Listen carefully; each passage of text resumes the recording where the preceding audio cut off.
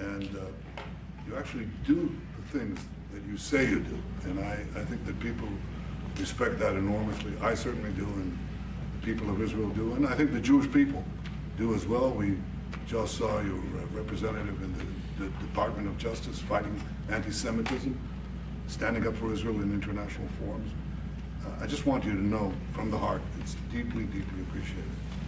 As you said, we had the opportunity to talk today about many subjects.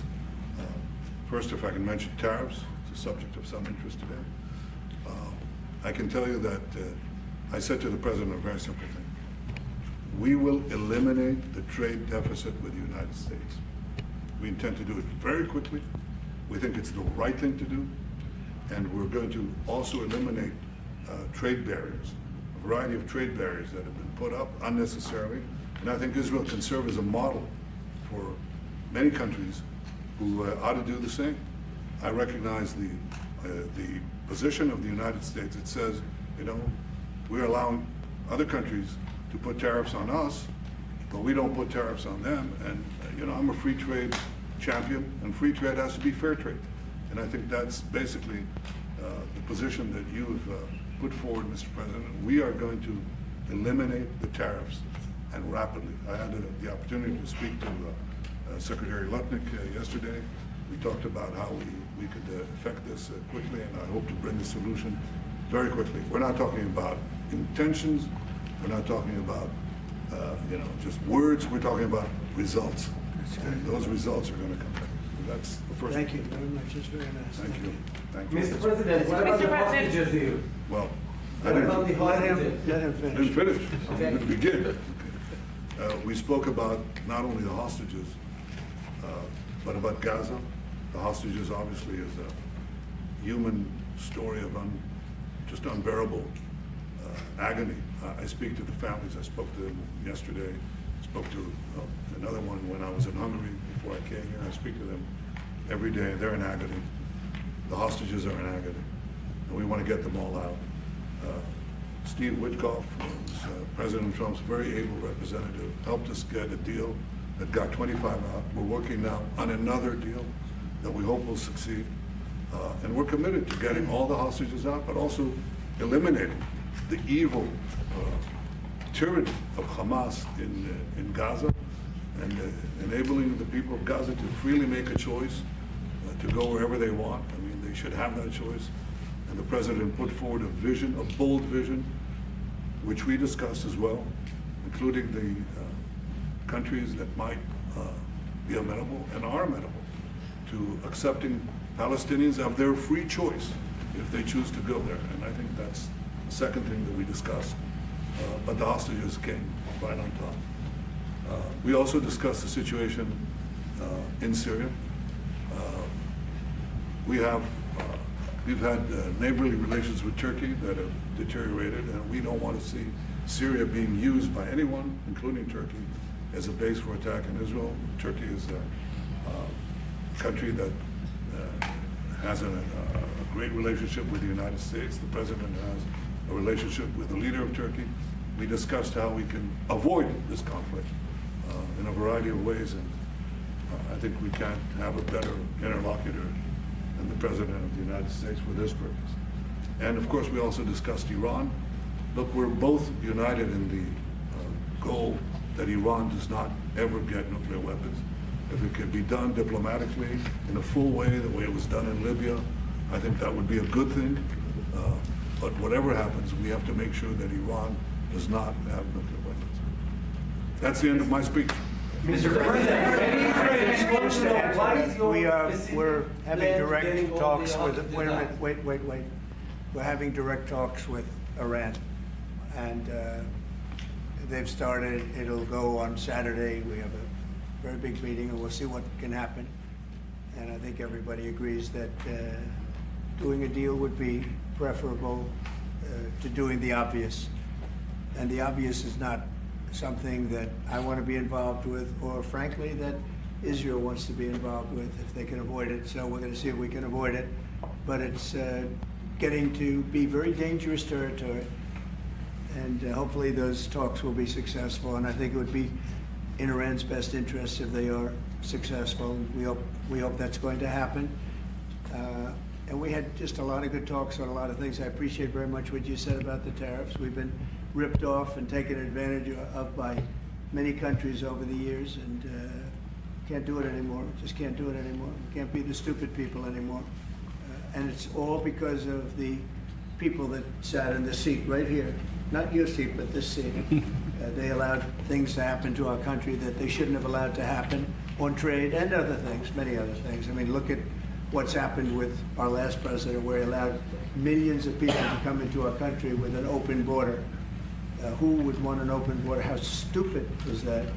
But he allowed millions and millions of people, and of the millions, and I think it was 21 million people, but let's say 3 of them were serious criminals, serious murderers and drug dealers and gang members and people from jails. All the jails emptied out right into our country, right along the open border on Mexico, generally the Mexico. Okay, they came in from Canada too, by the way, a lot.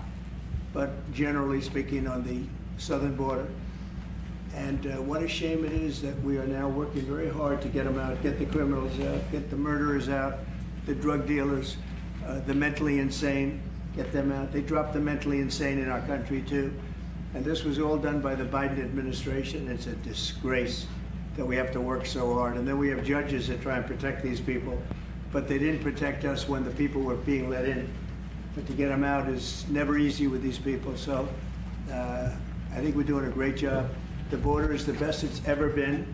It's even as strong as it was. I had a great, solid border. I think it might even be tougher right now and stronger. So people are coming into our country, but they're coming in legally. We have a legal process, and we have that moving along properly, because we need people to come into our country, but we want people that can love our country and cherish our country. So that's where we are. And with that, any questions? Mr. President, the European Union reaction to the markets today, and would you be open to a pause in tariffs to allow for negotiations? Well, we're not looking at that. We have many, many countries that are coming to negotiate deals with us, and they're going to be fair deals. And in certain cases, they're going to be paying substantial tariffs. There'll be fair deals. As you know, I spoke this morning with the Prime Minister of Japan, and we had a very good conversation. They're coming. And I said, one thing, you're going to have to open up your country, because we sold no cars, like 0 cars in Japan, and they sold millions of cars into our country. They don't really take our agriculture, a little bit of it just to keep us slightly happy, but they don't take what they're supposed to be taking. So we have a great relationship with Japan. We're going to keep it that way, but they're coming in to meet, and other countries are coming in. With China, as you know, against my statement, they put a 34% tariff on above what their ridiculous tariffs were already. And I said, if that tariff isn't removed by tomorrow at 12 o'clock, we're putting a 50% tariff on above the tariffs that we put on. So they've gone for years. They've become a rich country because of people, again, that were in the White House that allowed this to happen. Hundreds of billions of dollars a year they'd make on us on trade, and it shouldn't be that way. And I have a great relationship with President Xi. I hope it's going to stay that way. I have great respect for China. But they can't do this. We're going to have one shot at this, and no other president's going to do this, what I'm doing. And I'll tell you what, it's an honor to do it, because we have been just destroyed, what they've done to our system. You know, we have $36 trillion of debt for a reason. And the reason is that people allowed it to get that way. So we'll be talking to China. We'll be talking to a lot of different countries. And I think, you know, if we can make a really fair deal and a good deal for the United States, not a good deal for others. This is America first. It's now America first. And we didn't put America first. We put America last. The people that were in the Oval Office put America last, and we're not going to stand for it. Yeah. Mr.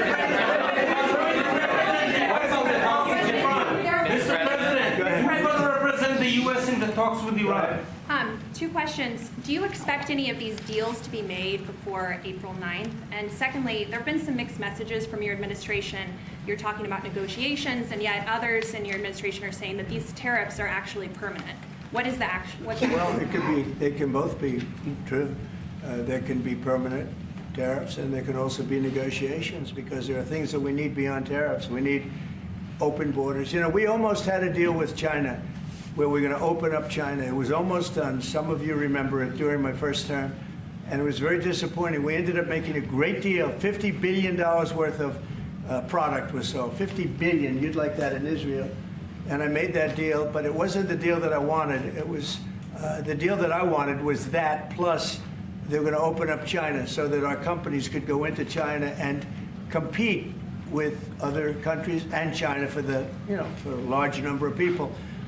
And at the very end, that deal was terminated, and we went to a piece of the deal. And so there are a lot of things outside of tariffs, but tariffs are very important. But there are a lot of things like opening up countries that were totally closed. China's essentially a closed country. In fact, it is a closed country. And what they do is they charge tariffs so that if you sell cars or if you sell anything, nobody's going to buy it because the price is out of control. But that's true with a lot of other countries also. So we're going to get fair deals and good deals with every country. And if we don't, we're going to have nothing to do with them. They're not going to be allowed to participate in the United States. Mr.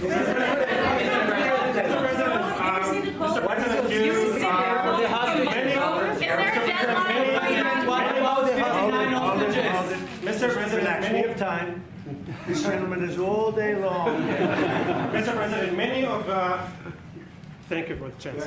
Many of Palestinian Americans who voted for you and not for Biden because you've promised them to end the war in Gaza. Very honored by that vote, too. The war is still going on and there's no hostage deal. Do you have any update on that?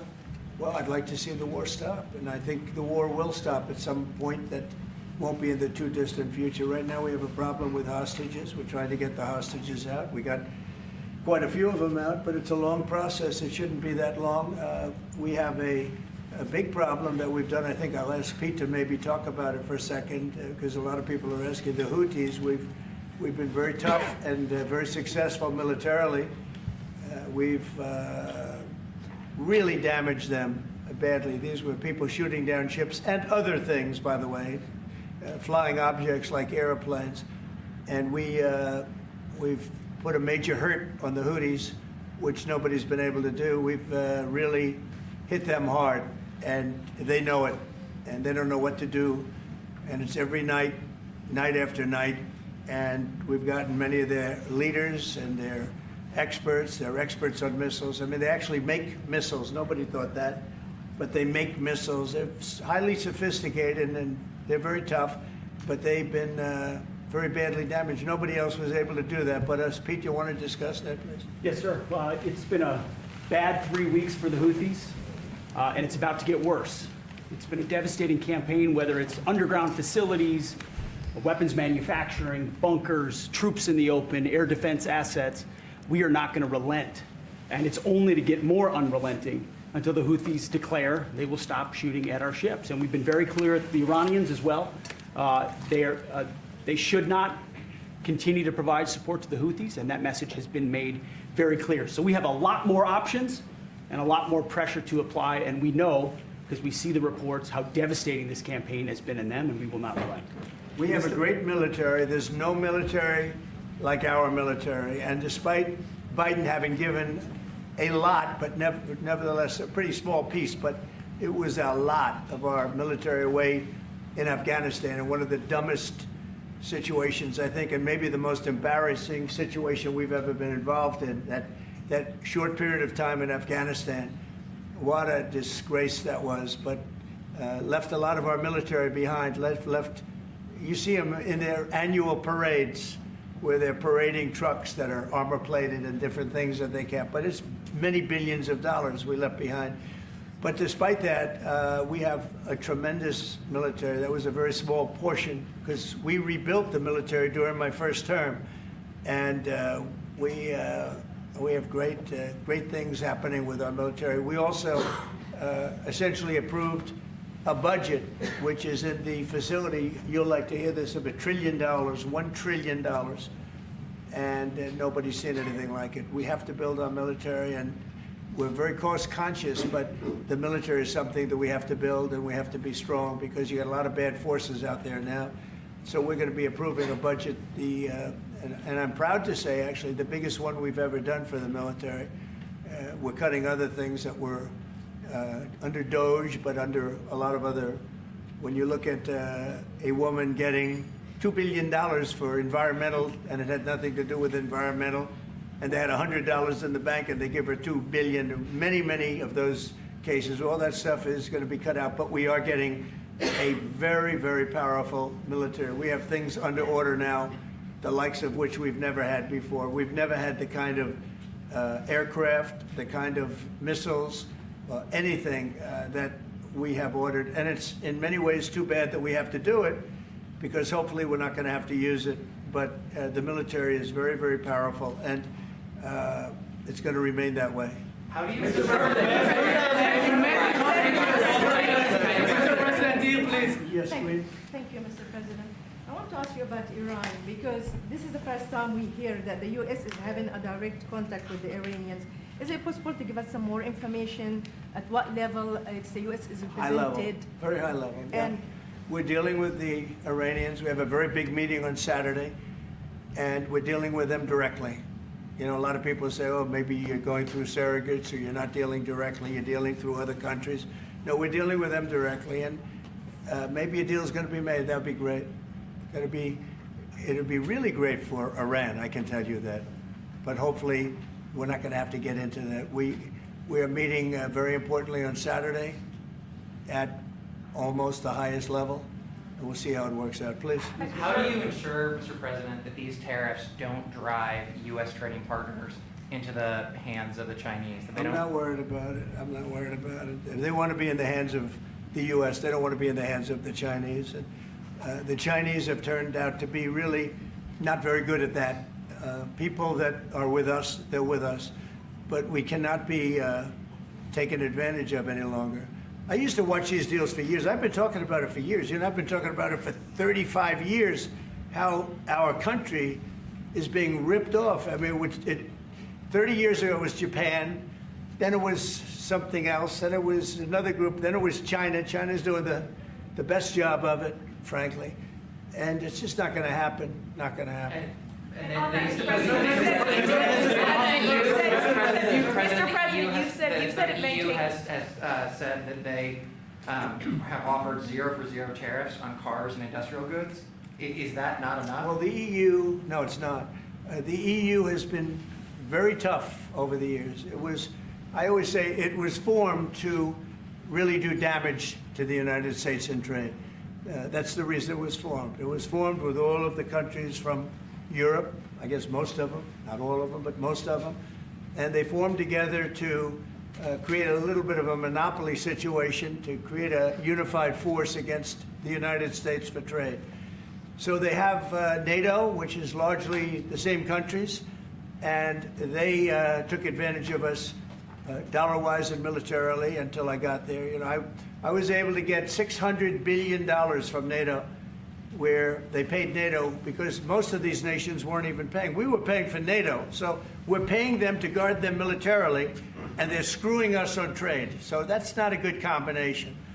So now it's really turned around. It's the opposite, and the European Union's been very bad to us. They don't take our cars, like Japan in that sense. They don't take our agricultural product. They don't take anything practically. And yet they send millions of cars in a year, Mercedes-Benz, Volkswagen, BMWs. They're sending millions and millions of cars into the U.S., but we don't have a car that's been sold to the European Union or other places, but let's go for the European Union. And it's not going to be that way. It's got to be fair and reciprocal. It's got to be fair. It's not fair. We have a deficit with the European Union of $350 billion. And it's going to disappear fast. And one of the reasons and one of the ways that that can disappear easily and quickly is they're going to have to buy our energy from us because they need it. They're going to have to buy it from us. They can buy it. We can knock off $350 billion in 1 week. They have to buy and commit to buy a like amount of energy. And we have that. You know, we have more energy than any country in the world. I don't know if you know that. He knows everything, but the one thing he may not know, we have more energy than any country in the world. We have more of every kind of energy, every form of energy, from oil and gas to coal. And people talk about, I call it beautiful, clean coal.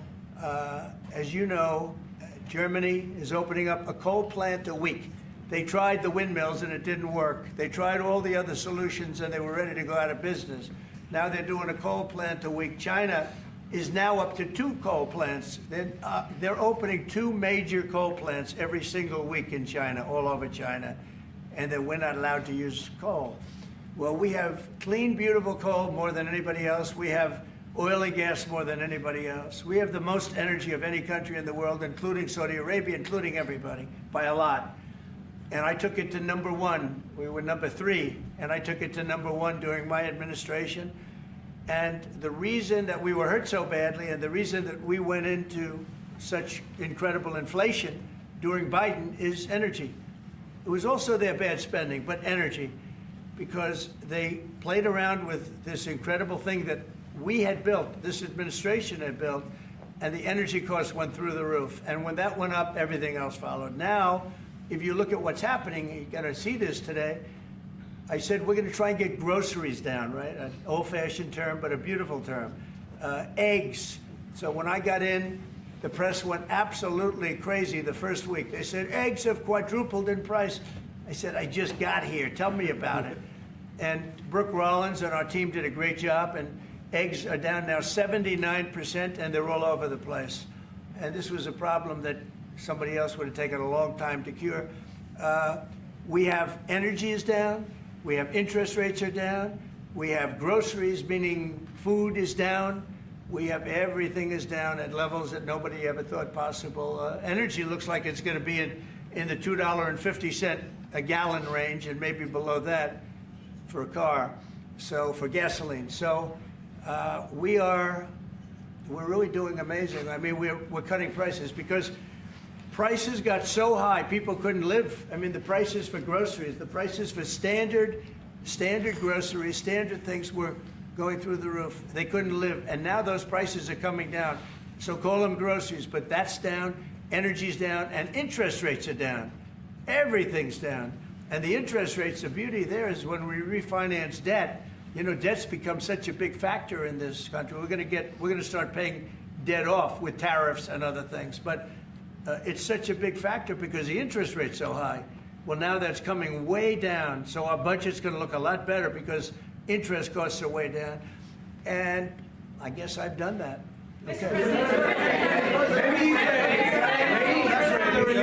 Many Israelis are watching you now on live show. Good. What is your specific way of getting the hostages out from the horrific captivity? We are trying very hard to get the hostages out. We're looking at another ceasefire. We'll see what happens. But we want to get the hostages out. The Israeli people want the hostages out more than anything. They want the hostages out. This man is working very hard with us to do that. I mean, I don't know. I hope he's being appreciated because he's been a great leader. He's working very, very hard on the hostages and many other things. And there are plenty of things you have to work on. It's a tough place in the world, isn't it? I have a good partner. Yeah, you do have a good partner, and so do we. We're working very hard on the hostages.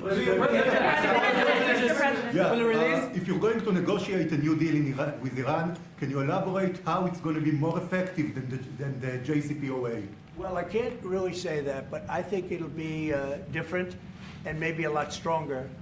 But they were so happy when we made that first deal because we did get a lot out. You know, I had people right in this office, this beautiful Oval Office. They came in, 10 people, hostages, you know that. And I said to them, so how was it? And the stories they told me, I mean, as an example, I said to them, was there any sign of love? You were there, 10 people. It's only 10, but it's pretty representative. Did the Hamas show any signs of, like, help or liking you? Did they wink at you? Did they give you a piece of bread extra? Did they give you a meal on the side, like, you know, you think of doing? Like would happen in Germany, would happen elsewhere. People would try and help people that were in unbelievable distress. They said no. I said all of them. I said, did they ever wink at you like, you'll be okay, you're going to be okay? No, they didn't do that. They'd slap us. The hatred is unbelievable. and the lives. You know, they lived in a pipe, not really a tunnel, it was a pipe. And they always thought they were suffocating, they were going to suffocate. And then they'd open up the pipe, and it was like 3.5 feet high. This isn't, you know, we hear tunnel is bad, but pipes are worse. And the stories I heard were incredible. But I just said, was there any sign of potential love or affection? And there were none whatsoever. It was amazing to me. There was nothing like, here, take this, it's a little extra meal or something. They lived like hell. I don't know. They seemed to be, they were amazing to me because they seemed to be pretty normal. They weren't scarred, but I guarantee underneath they have to be scarred. And one was there for 356 days. Another was there for about 180 days, you know, a long time. These are people that have been really, really horribly treated. I've never seen anything like it, actually. I was very surprised to hear the answer. Thank you, Mr. President. Are there 2 or 3 countries that are on your list that you feel are farther along in getting their tariffs lowered? I think there are many that want to get rid of tariffs right now. European Union, I mean, as badly as they've treated us, they've brought their car tariffs essentially off. I guess they brought it down to 2.5, and I hear maybe to nothing. But it's not only tariffs, it's non-monetary tariffs. It's tariffs where they put things on that make it impossible for you to sell a car. It's not a money thing. They make it so difficult, the standards and the tests. They drop a bowling ball on the top of your car from 20 feet up in the air, and if there's a little dent, they say, no, I'm sorry, your car doesn't qualify. When the same car from Germany or anything would dent likewise, unless you can have an army tank, it's going to dent. So they come up with rules and regulations that are just designed for one reason, that you can't sell your product in those countries, and we're not going to let that happen. Those are called non-monetary barriers. They make barriers that are so tough that it's impossible to qualify. So tariffs are a big part of it, but there's another big part of it, and that's barriers. They also do something else. They manipulate their currency, and they drive it down. They want to have low currencies. You know, it sounds better to have a high currency, a strong dollar or whatever, but they bring their currency down, and when it competes with our currency, it's very hard to sell a tractor. It's very hard to sell product because their currency is low and ours is much higher relatively. And so it makes it very hard. I speak to a lot of companies that do business, tractor companies, and they say it's so hard to sell because what they've done is they've lowered the yen or they've lowered the yuan or they've lowered their currency so that it's very hard to compete. We don't want that either.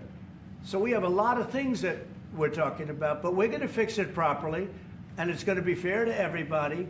And in the end, I think we're going to have a world that does a lot better, you know, but they have to respect the United States. And nobody but me would do this. Nobody but me would do this. You know, it would be nice to serve a nice, easy term, but we have an opportunity to change the fabric of our country. We have an opportunity to reset the table on trade. We lose billions of dollars. We lose close to $2 trillion a year on trade. We lose $1 trillion a year to China. $1 trillion. We lose hundreds of billions of dollars a year on trade to China. We lose hundreds of billions of dollars overall, probably close to $2 trillion. Why would we do that? Number one, why would we do that? And then you have to say, is it sustainable? Then you hear about all of the people that say, well, deficits. If we have a deficit with the country, or if the country has a big surplus with us, like China has a massive surplus, that they take and they spend on their military. Well, we don't want that. I don't want them to take $500, $600 billion a year and spend it on their military. I don't want them spending money on their military. And I shouldn't have to spend money. We shouldn't have to spend it either. Because, you know, hopefully, and I said this to President Xi, hopefully it's money that we're never going to use. In other words, because we're not going to use those incredible weapons that we have and that they have. We don't want that. So it's going to be very interesting. It's the only chance our country will have to reset the table. Because no other president would be willing to do what I'm doing or to even go through it. Now, I don't mind going through it because I see a beautiful picture at the end. But we are making tremendous progress with a lot of countries, and the countries that really took advantage of us are now saying, please negotiate. You know why? Because they're getting beaten badly because of what's happening. They're getting beaten badly. They're being devalued as countries. But it's the only chance we're going to have to reset the table on trade. And when we do, we're going to come out unbelievably well. We're going to have a strong country economically again.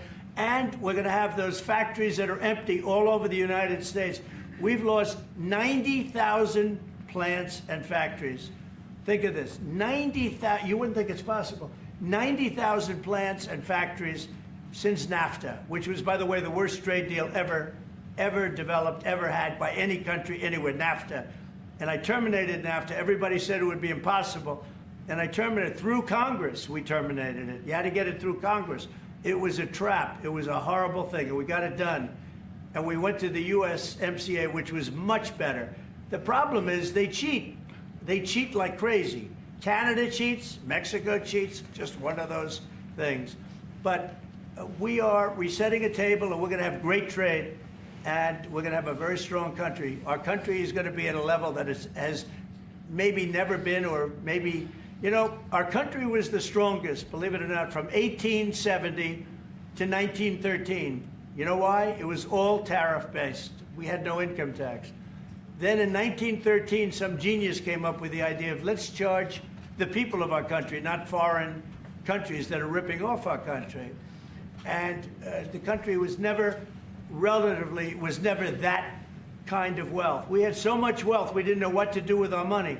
We had meetings, we had committees, and these committees worked tirelessly to study one subject. We have so much money. What are we going to do with it? Who are we going to give it to? And I hope we're going to be in that position again. Mr. President, do you plan to reduce the tariffs that your government put on Israeli goods, 17%? On where? On Israeli goods, the 17%. Do you plan Well, to we're reduce talking it? about a whole new trade. Maybe not. Maybe not. Don't forget, we help Israel a lot. You know, we give Israel $4 billion a year. That's a lot. Congratulations, by the way. That's pretty good. But we give Israel billions of dollars a year. Billions. It's one of the highest of, and we give a lot of countries money.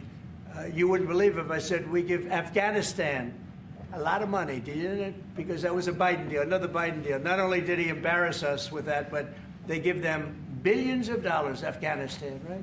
So, but no, we take good care of our friends, and we don't take care of our enemies. We're not taking care of our enemies anymore, but we do take care of our friends. Mr. Berman for the Times of Israel. The IDF is fighting again in the Gaza Strip. I myself might be called up in a month.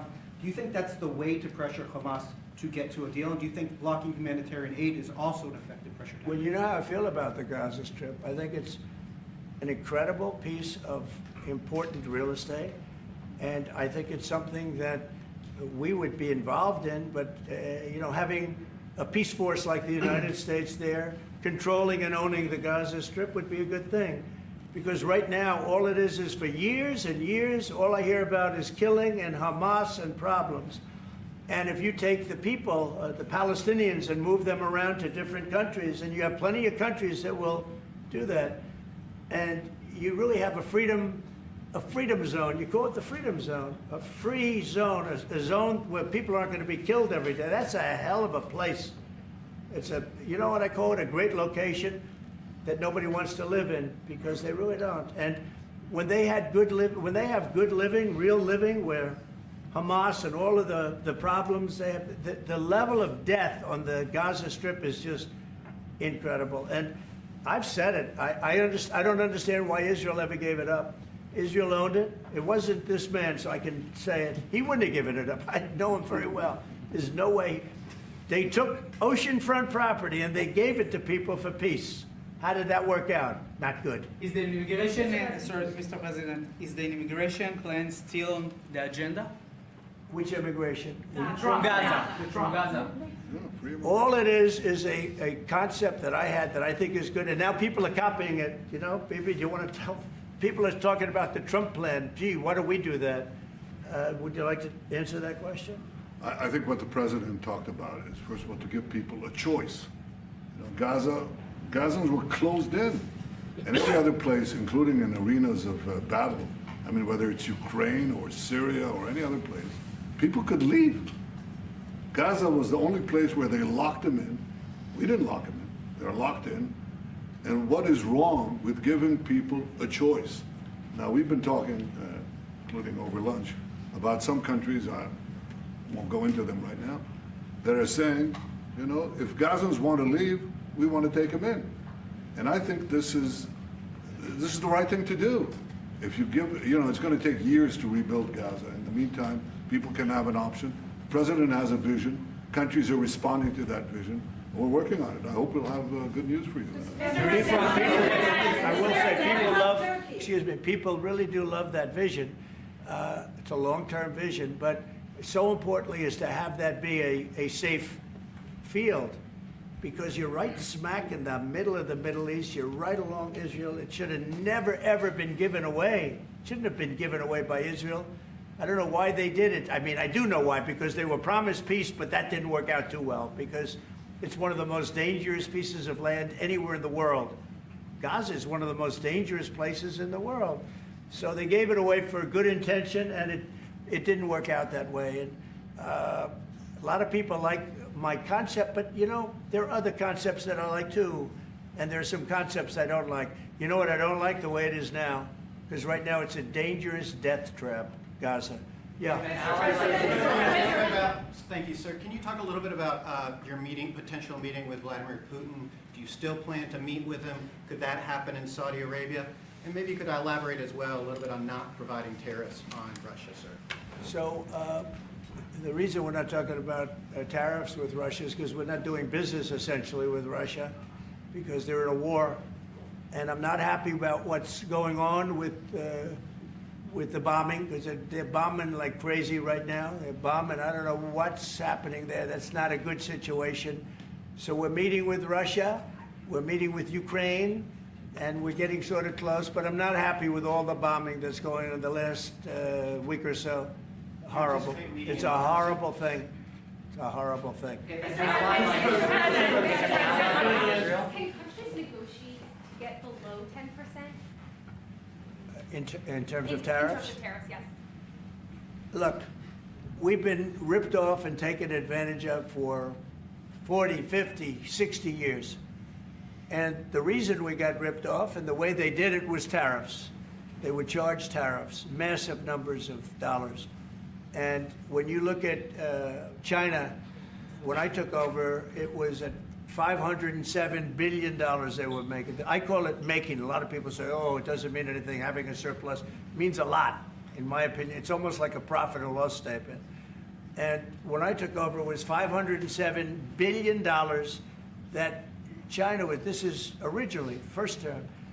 And we were very, very tough on them because they were taking that money and they were building a military with it. Then when Biden came in, he let him get away with murder. He had no idea. I'll tell you what, that man had no idea what was happening, whether it was the border or China or anything else. He had no idea what was going on. And they went wild. China went wild. And the money they make is ridiculous, okay? It's just not gonna happen. And hopefully we'll get along with China. If we do, that's great. And if we don't, that's okay too. But we can't let that continue, because that's an abuse. They abused the poor people that sat in this seat. That poor Biden, he was abused by them. They took advantage of him, and I'm surprised. You know, they have smart people. They were radical left lunatics, but they're smart. I'm surprised they'd allow that to take, you know, to happen. But we are going to bring great trade, and we're going to be fair to other countries. And I will say this, virtually every country wants to negotiate. If I didn't do what I did over the last couple of weeks, you wouldn't have anybody wants to negotiate. We would have gone to these countries, you want to talk? And they, well, we don't want to talk. Now they're coming to us.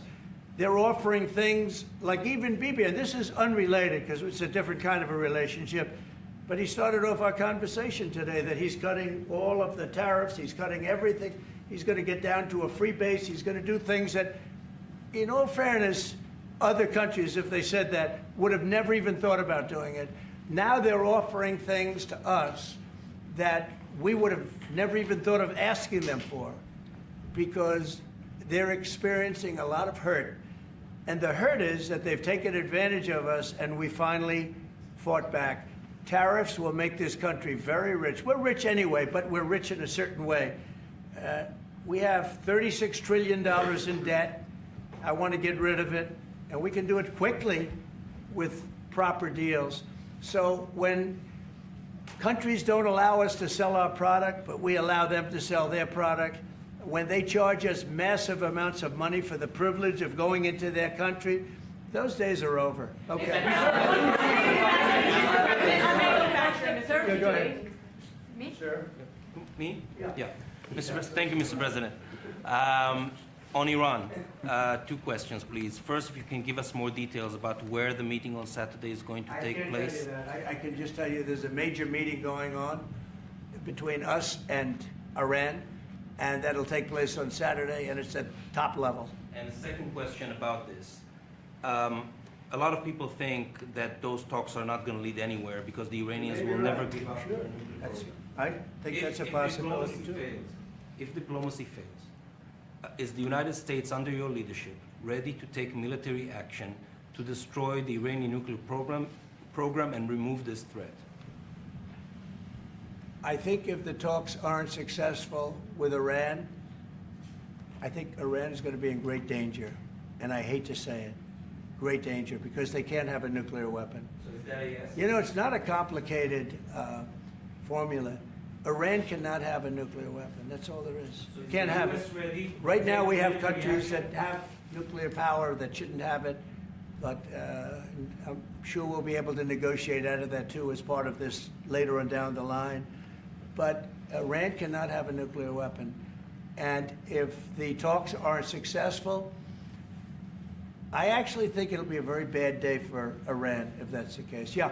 Mr. President, on manufacturing, Mr. President. Mr. President, was October 7th the death blow of the two-state solution, and would you consider classifying the Palestinian Authority as a terrorist organization for its continued pay-for-slay terror financing payments? So October 7th was a horrible day that some people, they deny it. Now, I can't believe they deny it from the standpoint of it. They do it because they think it's good politically. But I've seen the tapes. I've seen things that you don't want to see. October 7th was a horrible day, and it will go down as one of the really bad days in the history of the world. It was a horrible, horrible thing that happened. And they grabbed some of these people. I'll give you an example. When I was with the 10 hostages a few weeks ago, I said, so how many are there? 59. I said, oh, so 59, so we can get 59. They sort of knew the territory pretty good. And I said, how are they doing? They said, well, only 24 are living, the rest are dead. And these are young people largely. Young people don't die. You know, young people have an amazing ability to live. They can live through horrible things, but these are young people. And when they said that, 24 are living and the rest are dead. And you know, I've had parents come up, Israeli parents largely. We have some Americans, and I guess we have one left. Alex, we have the one left. But I've had Israeli parents come up to me at events and say, my son is there. I said, well, how's he doing? Well, he's dead. But would you do me the biggest favor ever? Could you bring his body back home? They talked about a young dead boy and a young dead girl like they were living. And that could have something to do with religion. That could have something to do with, I guess maybe any parent would be, but I was surprised. And they said, sir, my son is dead. It is just as important to bring that body back home. I asked that question as if he were alive. So you have a lot of them dead, and we'll be able to bring them back. But it's a horrible thing that's happened. These are young, largely young people. Some old ones too, frankly. And those people have lived in hell. When they came off, the second group that came out, they looked like they just got out of a concentration camp. They looked exactly like the pictures that I'd see from the 1940s, the concentration camps. And then they got a little bit better, you know, but that second group, those people came out, and I said, this is unbelievable. We're going back into a chapter in history that is one of the worst ever. It's really very bad, okay? Mr. President, thank you. You've said it could take 2 years to get American manufacturing fully up to speed in response to these tariffs. What happens in the meantime? Should Americans be prepared potentially for years? I'll tell you what happens. We have now $7 trillion, think of this, $7 trillion of commitments from companies wanting to go in, from Apple to many, many companies. But that takes time. Many from Taiwan. What? It takes time to Of course fully it takes, manufacture well, are you products. asking me a question or are you telling me? Yeah, it takes time. You know, you gotta build a thing called a factory. You have to build your energy. You have to do a lot of things. I'm giving them energy. You know, we're gonna let them build their own power plants. They'll be their own, essentially, they're gonna be in charge of the power plant because our power is not reliable enough. You have a grid that's old and susceptible to a lot of things, including bombing and weather and a lot of other things. And we're going to give them record timing in terms of approvals of electric plants. Most of them want to build electric plants. We need massive amounts of electricity if we're going to compete with China and others. And interestingly, we're way ahead right now in the AI race with China. But the way we lose that race is if we can't give them electric. But we have more plants being built. We have everything. We're doing so great. And we want to keep it that way. And tariffs will be an important part of it. But one of the other things, Lee Zeldin's doing a fantastic job, head of environmental protection. And he's doing very rapid approvals for people to get, for big companies that are going to build a plant that's going to cost billions of dollars. And we're going to get them their approvals. They have to be environmentally perfect, everything good, but they're going to be in record time, a matter of months versus a matter of many, many years. Okay? But in the meantime, Lisa Rosowski from Haaretz. Turkey claims it will stabilize the situation in Syria. Turkey? Yeah. Israel doesn't want Turkey to influence it in Syria. What do you think? Do you think Turkey's influence in Syria can actually make it a better, more peaceful country, or vice versa? Well, I have great relations with a man named Erdogan. Have you heard of him? Yeah. And I happen to like him, and he likes me, and I know the press will get very angry. He likes Erdogan, but I do, and he likes me, and we've never had a problem, and we've gone through a lot, and we've never had a problem. We've always got, as you remember, we got our minister back from Turkey. You remember that? And this was a big deal at the time. And we got him back. And I told the prime minister, I said, just, Bibi, if you have a problem with Turkey, I really think I'm going to be able to work it out. You know, I have a very, very good relationship with Turkey and with their leader. And I think we'll be able to work it out. So I hope that's not going to be a problem. I don't think it will be a problem. Now, with that being said, I believe it was Turkey, and I said that to him. I said it. I said, congratulations. You've done what nobody's been able to do in 2,000 years. You've taken over Syria with different names, but same thing. I said, you've taken it over. He's taken it over through surrogates. He goes, no, it was not me. I said, it was you, but that's okay. You don't have to say, well, sort of maybe it was me, okay. But what he did, look, he's a tough guy, and he's very smart. And he did something that nobody was able to do. You know, you got to hand it to him. Any problem that you have with Turkey, I think I can solve. I mean, as long as you're reasonable. You have to be reasonable. We have to be reasonable. Thank you very much, everybody. Thank you, press. Head out. Head out, press. Thank you. Thank you. Head out that door.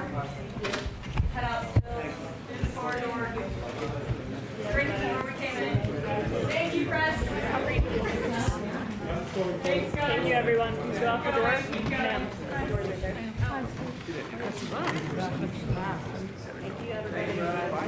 See you. I tried to get a question in. Have a good day.